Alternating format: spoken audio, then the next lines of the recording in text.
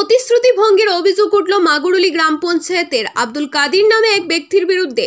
গত 30 April Gaurnagar RD ব্লকের অন্তর্গত টিলাগাঁও গ্রাম পঞ্চায়েতের 1 নং ওয়ার্ড কালেরখান্তি গ্রামের বাসিন্দা আজিদ খান পিতা আহমদ খানকে মাগুরুলি গ্রাম পঞ্চায়েতের বাসিন্দা আব্দুল কাদির তার নিজ স্কুটি দিয়ে ধাক্কা মারে। এতে আজিদ খানের হাত ভেঙে যায়। পরবর্তী সময়ে প্রত্যক্ষদর্শীরা স্কুটি সহ আব্দুল কাদিরকে আটক করলে এলাকাবাসী ও মাতব্বররা মিলে বিষয়টি মিটমাট করে দেন এবং ওনার স্কুটি ফেরত দিয়ে দেন। সিদ্ধান্ত হয়েছে আজিদ খানের সমস্ত চিকিৎসার খরচ এবং যতদিন পর্যন্ত উনি সুস্থ হয়ে না উঠবেন ততদিন পর্যন্ত তার পরিবারের ভরণ পোষণের জন্য প্রতিদিন 500 টাকা করে দিয়ে যাবেন। কিন্তু আজিদ খানের বক্তব্য অল্প কিছু টাকা চিকিৎসা বাবদ খরচ করলেও এখন আব্দুল কাদির আর খোঁজ নিচ্ছেন না। তাই এক প্রকার বাধ্য হয়ে তিনি সংবাদ মাধ্যমের দ্বারস্থ হয়েছেন এবং ইরানি থানায় লিখিত অভিযোগ দায়ের করেছেন। উল্লেখ, সালিশি সভায় সংগৃহীত সিদ্ধান্ত লিখিত আকারে ছিল। সেই লিখিত কাগজের কপি ইরানি থানার হাতে তুলে দিয়েছেন আজিদ খান। এ ব্যাপারে আজিদ খানের বক্তব্য আপনাদের উদ্দেশ্যে তুলে ধরা হলো।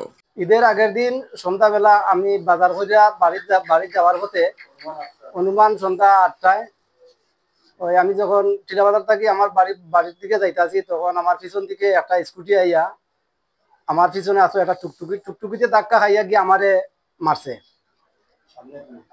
আমি টুকটুকির সামনে আসলাম, টুকটুকির ঘটনা ঘটছে তখন আমি বাড়িতে ছিলাম। আর যখন শুনছি এই সমস্ত ঘটনা ঘটিছে আমি দৌড়ে আইছি, আইয়া সারিয়া দেখছি আমার এখান থেকে আরো অন্য লোকগুলা লইয়া চুপির সহ লইয়া হাসপাতালে গেছেন গিয়া ভগবান নগর। হাসপাতাল যাওয়ার পরে আমি এখানে চাইছিলাম ফুয়ার লোকে দেখা করা লাগি, যেন তারা কইছেন সবাই যেন আমরা আটকাইয়া রাখছি, কোনো অসুবিধা হইতো না। আমরা বাইক সহ এখানে আবদ্ধ আছে, তোমরা আগে গিয়া তার চিকিৎসা করো। তখন আমরা গিয়া ডাক্তার দেখাইছি, ডাক্তার দেখাইয়া স্প্রে করাইছি, স্প্রে করাইয়া পরে যে বাইকের মালিক আব্দুল কাদির সেও সাথে ছিল আর হই পোলাটা এখানে আটকানো ছিল, সে লগে গেছে। লগে গিয়া নিজের দেখা সাক্ষাৎ সম্পূর্ণ করছে। খরচ আমরা নিজের থেকে খরচ করছি। খরচ করিয়া আবার পরে দেখা গেল এখানে উভয় পার্টির মায় মুরব্বী সবাই মিলিয়া তারা কথাবার্তা সাব্যস্ত করিয়া একটা কাগজ লেখা নিয়েছে, বনসই দিয়ে তারা গেছে যেন তারা 500 টাকা করে হাজিরা হিসাবে তার যতদিন কাজ বন্ধ হইব অতদিন পর্যন্ত তারা হাজিরা দিয়া যাইব। আর চিকিৎসা ডাক্তার কবিরাজ যাই লাগে সম্পূর্ণ খরচ তারা বহন করব। এইটা হইয়া তারা গেছে, বাইক সব লইয়া গেছে কি অঙ্গ সবাই মিলিয়া বনসই দিয়া গেছে। তারা সায় সাক্ষী প্রমাণ সবাই আছে। এখন সবাই কইছে যেন তারা মানুষ খারাপ নাই দিলাইব। এরপরে আইসে আইয়া বসিরালির ইকানো গেছে সবরিকান্দি 2 দিন লইয়া গিয়া মনে হয় 4-5 হাজার টাকা খরচ করছে, ঠিক আছে। করার পরে গিয়া কি তো আরো ঔষধ লাগে, ডাক্তার লাগে, এখন ফোন করলে ফোন ধরেও না, হে আয়ও না। আমরা এরপরে জানাইছি উপপ্রধান মুখিতর গেছে আজকে 1 সপ্তাহ ধরিয়া তারা জানানির পরে হে বুঝিয়া আমারে বারবার কইয়া কালকে আমারে শেষ জানাইছে যেন চাচা আমার আর কিছু করার নাই। হে কইয়া হয় না, যেহেতু তুমি তাই অন্য পদ্ধতি নেও।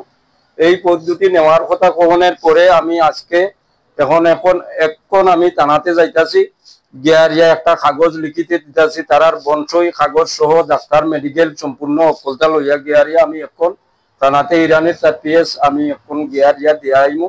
বাইরের অবস্থা খুবই খারাপ, তার ছেলে মেয়ে সবাই উপাস থাকতেছে, খাওয়ানো দিতেছে না, কোনটা দিতেছে না।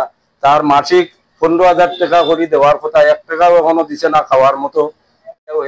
গেছে গিয়া এখন আর দেখাও করে না, কিছু করে না, আর ফোনও ধরে না। ফোন করলে এখন পর্যন্ত একটা দিন আইয়া দেখছে না চোখ দিয়া যেন এর কমছে না বাড়ছে বা কি হয়েছে, কিচ্ছু করতেছে না। খালি কয় আইমু দেমু দিচ্ছি, সবাই কাছে খালি ডেট করে, ডেট আর ডেট, এইভাবে কোর্টের মতো খালি শুধু ডেটই করে আইতেছে। আইয়া আরও না দেরও না, কিচ্ছু না।